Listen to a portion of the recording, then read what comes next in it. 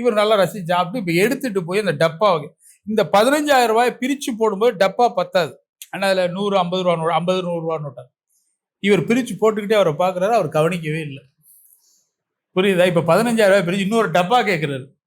இன்னொருத்தர் கொண்டு வந்த டப்பா வைக்கணும். அதுலேயும் போகிற அவர் கவனிக்கவே இல்லை. அந்த பணம் போட்டதை பற்றியும் அவர் கேட்கவும் இல்லை. அதாவது சாப்பிட்டு காசு போடாம போனது அவருக்கு தெரியுமா தெரியாதா? இப்ப நான் நிறைய காசு போடுறேன். இப்ப என்னையும் கண்டுக்கல அவரு. அங்க ஒருத்தன் காசு போடாம சாப்பிடறான் பாருங்க. அவன்கிட்ட ஏய் சாப்பிட்றான் நல்லா சாப்பிடு. இவன் போடுவானா போட மாட்டானா அப்படின்னு ஒரு பொழுதும் ஒரு கணக்கு பார்த்ததே கிடையாது. இது கெத்தியல் சாஹிப் 1970களில் இறந்து போயிட்டார் அவரு. அதுக்கப்புறம் நான் அவரை பல முறை பார்க்க போயிருக்கேன். அவர் இல்ல. எனக்கு நான் போட்டேன்னு சொல்லி ஒரு உறவு சொல்லுது. நான் உனக்கு சோறு போட்டிருக்கேன். ஏதோ பிடிச்சி போட்டனோ போடலையோ அதுக்கு நீ ஈடு கட்டுன்னு சொல்லி ஒரு உறவு கேட்குது.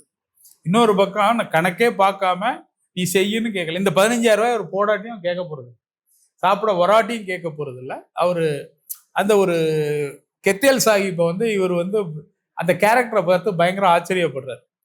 அவர் என்ன நினைக்கிறாருன்னா, நீ கொடுப்பது கொடுக்காமல் போது நினைக்கிறது இதை பத்தி எந்த விஷயங்களும் இல்லை. எனக்கு வர வேண்டியது வரும். நான் செய்ய வேண்டியதை செய்து கொண்டே இருக்கிறேன்.